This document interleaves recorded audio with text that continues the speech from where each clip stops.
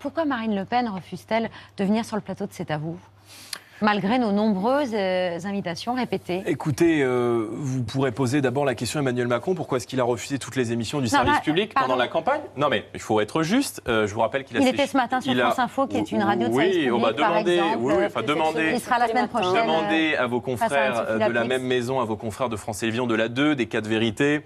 Un rapport qui tombe mal pour Marine Le Pen, celui de l'Office antifraude de l'Union européenne. Selon Mediapart, il accuse la candidate du Rassemblement national d'avoir détourné 140 000 € d'argent public européen à des fins personnelles ou pour de la politique nationale, alors même qu'elle était eurodéputée de 2004 à 2017. Un rapport transmis au parquet de Paris. Que Marine Le Pen Ma question pose sur la présence de Marine Le Pen dans cet avou. Je ne vous cache pas en revanche qu'il arrive que dans certaines émissions, certains journalistes peinent à dissimuler leur hostilité à l'égard de Marine Le Pen. Et quand elle estime qu'elle ne peut pas exprimer ses idées à charge et à décharge... Vous ne pouvez pas exprimer vos idées, Jordan Bardella parce que vous partagez les idées de Marine Le Pen. Bien sûr, j'ai toujours été très bien reçu et je suis très ravi de venir les défendre. Bon, si elle a peur des journalistes, il ne faut pas qu'elle fasse présidente. Moi, je vous le dis comme ça.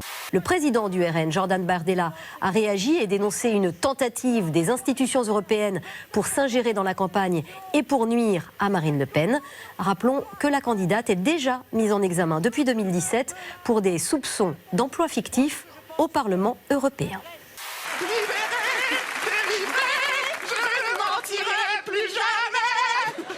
Une femme célibataire à l'Élysée, ce serait inédit. En effet, depuis 5 ans, vous vivez... Déjà, une femme, ce serait inédit, déjà. Les câlins, c'est mieux maintenant ou c'était mieux avant? Alors là, beaucoup mieux là. On est beaucoup plus peut-être désinhibés et les câlins, ils sont moins nombreux, ils peuvent être plus profonds. Profonds, pas au sens... voilà. Hein. J'avais bien compris. Je dois vous avouer, Monsieur Cohen, que vous m'avez reçu à plusieurs reprises depuis les élections européennes, depuis maintenant. Et c'est vrai qu'à plusieurs reprises, vous avez un peu de mal à dissimuler votre hostilité à notre égard. Est-ce que vous posez des questions? C'est marqué une hostilité? Jordan Bardella, c'est pas mon hostilité. C'est ma connaissance du Front National que je suis depuis 25 ans. Et vous voyez, le fait que vous l'appeliez encore le Front National... Oui, c'était le Front National. En 97-98, quand j'ai commencé à suivre, c'était le Front National.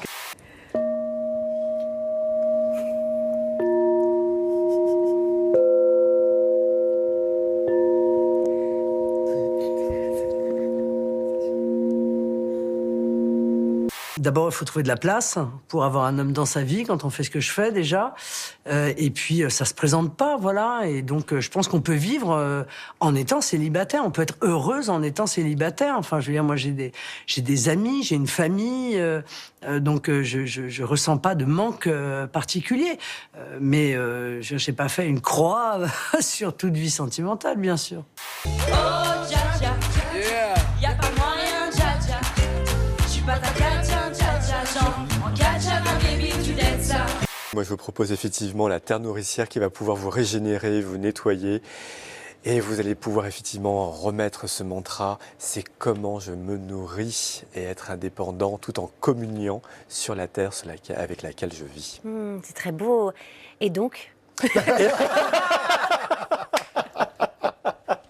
C'est ça. Vous avez rendu hommage à votre épouse, celle qui m'importe le plus, qui m'apporte le plus. Qu'entendez-vous par là?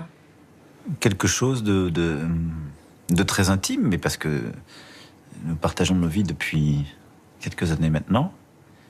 Et je pense que quand on occupe ces fonctions, il faut garder un équilibre intime et familial. Et grâce à elle, je l'ai.